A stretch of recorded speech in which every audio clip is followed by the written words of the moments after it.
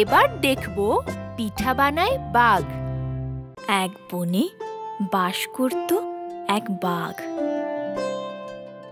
পিঠা বানানো ছিল তার খুব শখের একটি কাজ। নানা রঙের নানান স্বাদের পিঠা বানাতো সে। একদিন সে সবুজ শিম দিয়ে মজার মজার অনেক পিঠা বানালো। তারপর সেগুলো নিয়ে নদীর ধারে গেল বিক্রি করতে। নদীর ঝিরঝির বাতাসের সাথে শিম পিঠার সুবাস বনের চারপাশ ছড়িয়ে গেল। পিঠার সুবাস হরিণের নাকেও পৌঁছালো।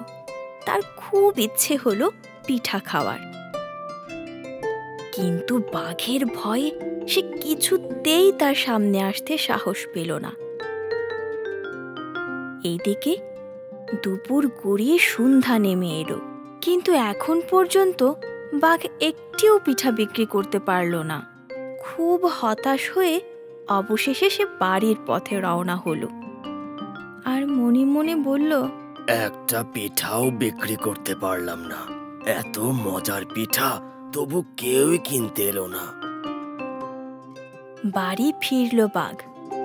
রাতে নিজের বানানো পিঠাগুলো নিজেই সব খেয়ে ফেলল। একটা পিঠাও বাকি রইল না। পিঠা খেয়ে তার পেট একদম ভরে গেল। পরদিন বাঘ কলা দিয়ে মজার মজার পিঠা বানালো। তারপর সে পিঠাগুলো বিক্রির জন্য বনের সবচেয়ে পুরনো গাছতলার নিচে গিয়ে বসল। পিঠার গাড়ি থেকে পিঠার সুবাস ভেসে যেতে যেতে সোজা বানরের নাকে গিয়ে পৌঁছালো। পিঠার সুবাস পাওয়ার সাথে সাথে বানরেরও খুব ইচ্ছে হলো পিঠা খাওয়ার, কিন্তু বাঘের ভয়ে সে গাছ থেকে নেমে আসার সাহস পেল না। তখন বানর বলল,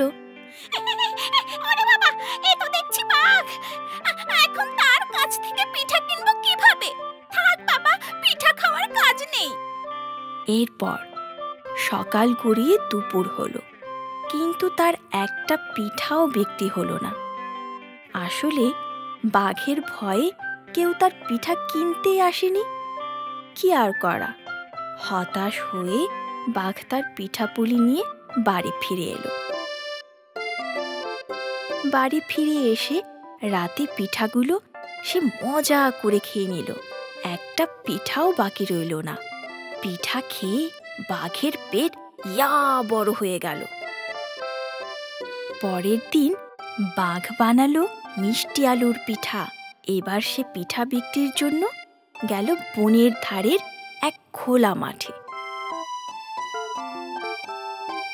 এবারও পিঠার সুবাস ছড়িয়ে পড়ল খোলা মাঠের চারপাশে। সেই সুবাস গেল শূকর ছানার নাকে। তাই সে দৌড়ে এলো পিঠা খাওয়ার জন্য। পিঠার গন্ধে শূকর ছানার খিদে পেয়ে গেল, কিন্তু এসে দেখে পিঠা নিয়ে বসে আছে এক বাঘ। বাঘ দেখে সে ভয়ে বলে উঠল, ওরে বাবা, এ তো দেখছি বাঘ। তাহলে পিঠা খাবো কি করে? না বাবা, পিঠা খাওয়ার কাজ নেই, আমি পালাই।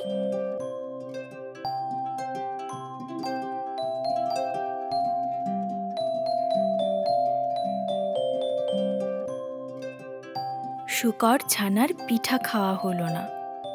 পিঠা খেতে না পেয়ে সে কেঁদেই ফেলল।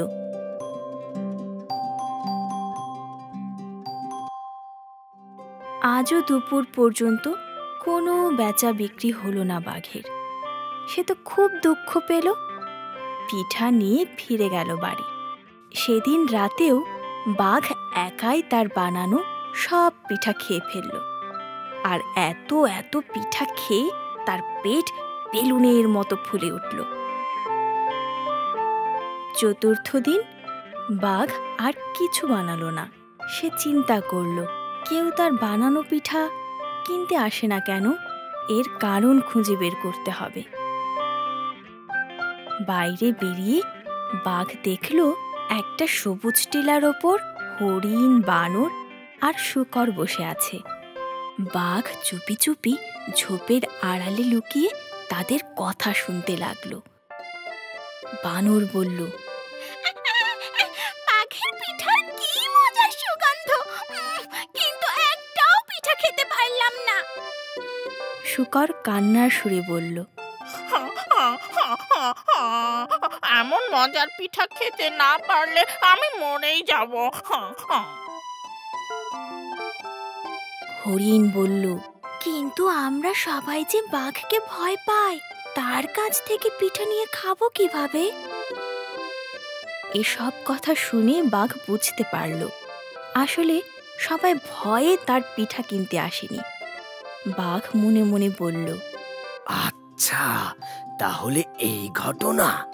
এবার বুঝেছি কেউ আমার পিঠা কেন কিনতে আসেনি। তাহলে তো একটা বুদ্ধি বের করতে হয়। পরের দিন বাঘ শিম, কলা আর মিষ্টি আলুর পিঠা বানিয়ে 3টি তাকে রাখল। তারপর সেই তাক গাড়িতে ওঠালো। এরপর মেঝেতে সাদা ময়দা ঢেলে সেই ময়দার মধ্যে অনেকক্ষণ গড়াগড়ি করল। তার নখ কেটে ফেলল। কানের জায়গায় লম্বা লম্বা 2টি কান লাগালো। তারপর সে নিজেকে আয়নায় দেখল। খুশি হয়ে বলে উঠল, বাবা, একদম খরগোশের মতো দেখাচ্ছে আমাকে। এখন আর কেউ আমাকে ভয় পাবে না। তারপর বাঘ তার পিঠার গাড়ি নিয়ে সবুজ টিলার কাছে গেল। কিছুক্ষণ পর একজন ডেকে বলল, আমরা তোমার পিঠা কিনতে চাই। এ কথা শুনে বাঘ তার চারপাশে তাকিয়ে অবাক হয়ে গেল। সে দেখল 3টা বাঘ তার পিঠা কিনতে আসছে। একটা বাঘের বড় নাক আর বড় কান, আরেকটা বাঘের হরিণের মতো একজোড়া শিং, আর 3 নম্বর বাঘটার রয়েছে লম্বা 2টি হাত। বাঘ খুব সহজেই বুঝতে পারল ঘটনাটা কি। সে শূকর, হরিণ ও বানরকে সহজেই চিনতে পারল। আবার বানর, শূকর আর হরিণও সহজে চিনতে পারল বাঘকে। তখন 4 জনই হাসতে হাসতে গড়াগড়ি খেল। বাঘ, হরিণ, বানর, শূকর 4 জন একসাথে বলে উঠল, খুব সুন্দর সাজ হয়েছে আমাদের সবার। তখন থেকে তারা সবাই বন্ধু হয়ে গেল। কেউ আর বাঘকে ভয় পায় না। এরপর থেকে প্রতিদিন পিঠা বানায় বাঘ। সারা বনে বাঘের পিঠার সুনাম ছড়িয়ে পড়ল। তার পিঠার দোকান হয়ে গেল সবার প্রিয়। এখন প্রতিদিন দুপুরের আগেই বাঘের সব পিঠা বিক্রি হয়ে যায়।